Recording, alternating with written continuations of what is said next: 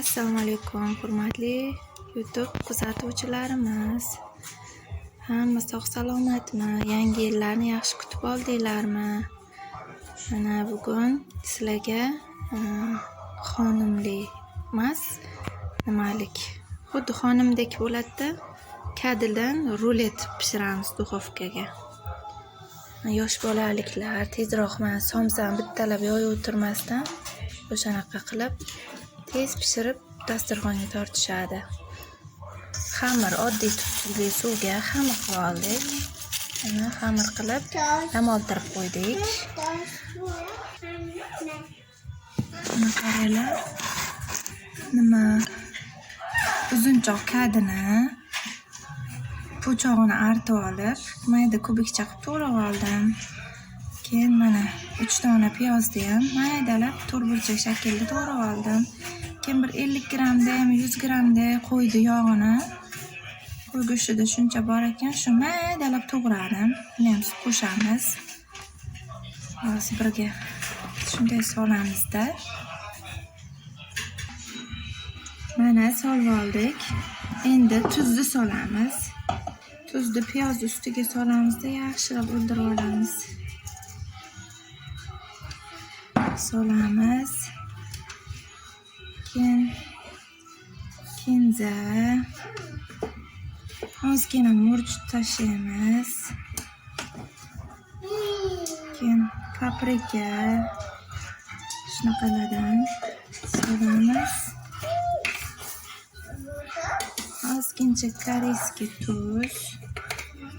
Kadi shirin bo'lmasa ham men ozroq shakar qo'shib yuboraman.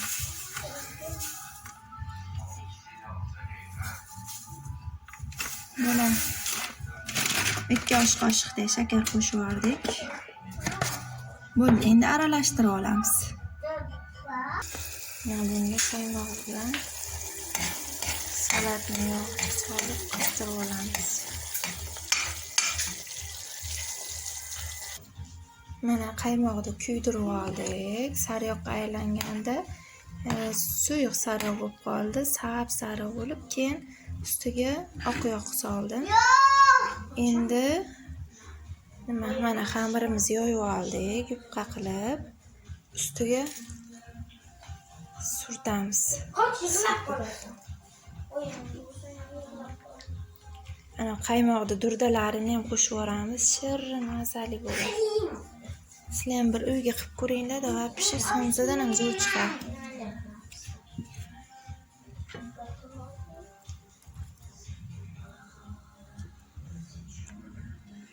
Issiq ekan. Endi surtib chiqamiz bir xil qilib. Mana bir tekisda yog'ini surtib oldik. Endi masalliqdan hammasini solamiz.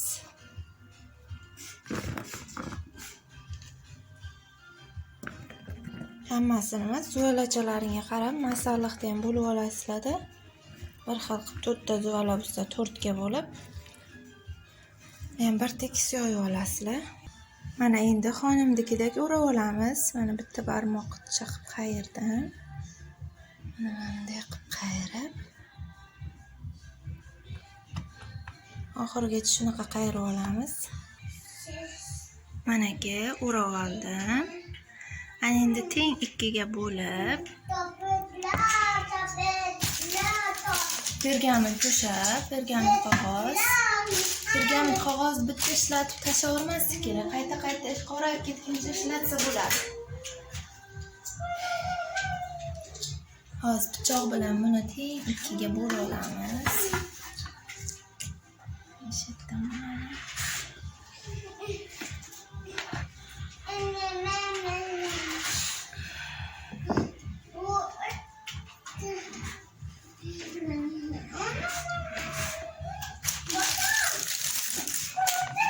Mana patnisga joylashtirdik.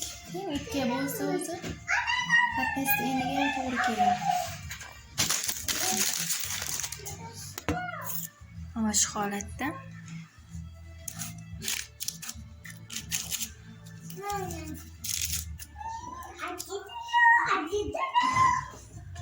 yana ustiga oz yog' qo'ysalaring ham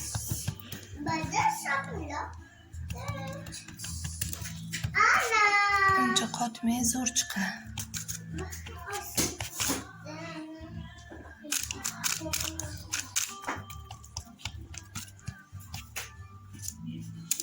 Qilib ko'ringlar, rosa mazza bo'ladi.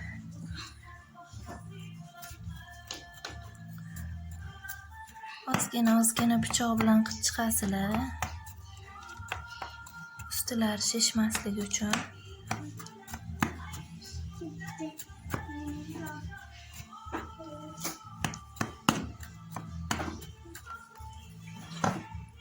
Ana endi duxovkachaga joylashtiramiz. Tayyor. Mana duxovkamiz Artel duxovkacha. Ana shunga o'rtasiga qo'yamiz. Bu tepa past bir xil pishiradi. Buni necha gradusga? Hozir 220 gradusda qo'ysak ham yarim soatga qo'yib qo'yaylik. O'g'lim burab tashlagan. Mana tepa past pishirayotganga qo'yib qo'yamiz. Mana og'zini yopdik. Ikkinchi xamirimizni ham paketdan olib, buni ham yassilamizda yoyib olamiz, yupqa qilib. Bunisini ham gazga qo'ysak bo'ladi. Gaz pechiga pishiramiz. Unisi elektritskiy duxovkada, bunisi gaz pechiga. Ikkalasi ham pishaveradi. Yoyib olamiz, xuddi shu tarzda kesib qilib olamiz. Hammaga rahmat. Like bosib, obuna bo'lib qo'yinglar. Sizlar ham uylaringda pishirib ko'ringlar, rosa ham mazali bo'ladi. Hammaga xayr, sog' bo'linglar.